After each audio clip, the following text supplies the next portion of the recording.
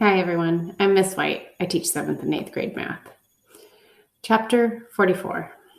The police came over 2 days after the robbery to get my mom's statement about her attackers.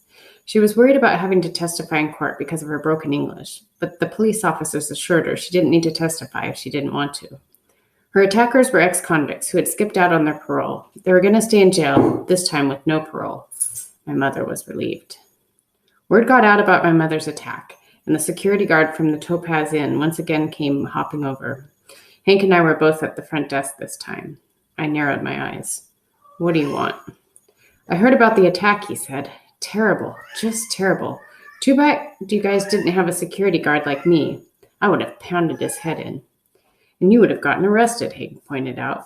The security guard gave a half shrug. In my line of work, an arrest is a badge of courage, he said. He jammed his hands into his pocket and pulled out a business card. Here's my number in case you guys ever need to hire a security guard, he said, citing his card across the desk. I picked it up and was about to throw it away when Hank said, Let me see that. He took the card with him back to his room. The next morning, Hank came back to the front office with 4 letters. He handed them to me. Mail these for me, will you? He asked. Sure thing, I said, taking the letters from him. The envelopes were addressed to various malls in our area. Anaheim Plaza, where my mom and I like to go. The Garden Walk, the festival over in Anaheim Hills, which is supposed to be really nice, and Canyon Plaza. One of the envelopes was not sealed tight, and I flipped it over, and the letter fell out. The words, security guard, caught my eye. I started reading. Dear Anaheim Plaza, my name is Hank Caleb, and I would like to apply for a job as a security guard in your mall. I am hardworking and honest. I'm also responsible and take my job very seriously. My last job was working at a gas station. I had too many things like tend to the cash register, keep an eye on the customers. A lot of people try to steal from gas stations, wash windshields and check fluid levels and air pressure. During my entire time working at the gas station, I was never late once. I take great pride in my work, and I would like the opportunity to be a security guard because I like helping people and keeping them safe. If you hire me, I will not let you down. I would be honored to come in for an interview. Sincerely, Hank Caleb. I thought it was a wonderful letter, and as I read it, I wanted to run out the back and find Hank and give him a hug. I hope they gave him an interview and didn't just write back asking for a reference letter. I started thinking some more about this pesky reference letter. If only there was a way I could help him get one. That's when it dawned on me. I got out a piece of paper and started writing. Dear boss, and then crossed out, employer, I would like to recommend, crossed out, recommend Hank Caleb to you. Oh, it was recommend and then recommend. Hank Caleb to you as a security guard. Hank Caleb has been a security guard at the Cala Vista Motel from June until now.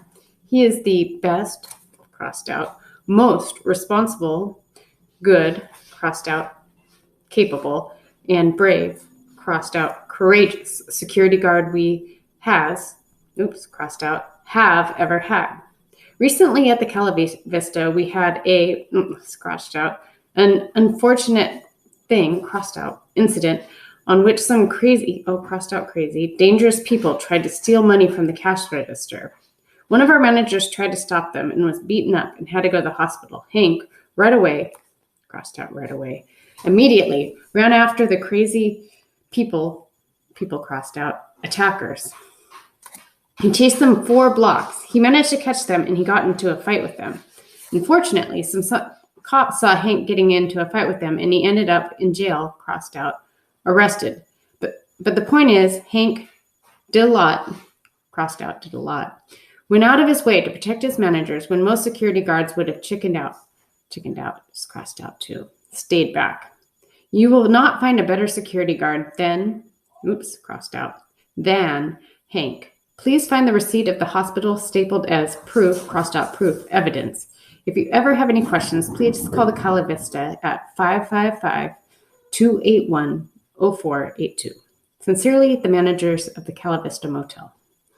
It took me 2.5 hours and 5 drafts to write the reference letter. I didn't want the letter to sound like it came from a kid, so I borrowed Miss T's dictionary, thesaurus again, and tried to make it as good as Hank's. I substituted simpler words for fancier words and checked all the tenses and grammar. Finally, after proofreading it 10 times, I copied the letter onto 4 clean white sheets of paper. I also rewrote Hank's letters in a different handwriting and changed all the stuff he wrote about working in a gas station to working at the Cala Vista.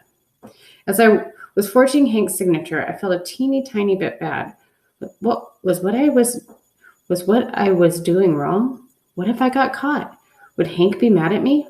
Part of me wanted to go over and tell Hank what I was doing, ask him if it was okay, but the other part of me worried he would say no, especially given his strict views on reference letters. As I fretted over what to do, I glanced over at my math textbook and thought of my mom. She told me once when she was a little girl, she would eavesdrop on her brother's math lessons with his tutor. Her family only had enough money for one math tutor to come by the house, and her parents did not think it was useful to educate a girl. But my mother, because she loved math so much, refused to give up. She would listen in on her brother's lesson every week. The tutor assigned homework. She would secretly do the homework. And here's the funny part. She would then sneak over to her brother's desk at night and change all her brother's answers to match her own, so that when the tutor came, he'd go over with them what she did wrong. In time, my mother got really good at math. That's probably why she was constantly hounding me to do more math. But that wasn't the point. The point was sometimes you have to take matters into your own hands, and you have to be creative to get what you want. I stuffed the letters into new envelopes. As I licked them shut, I whispered under my breath, "Please let this work."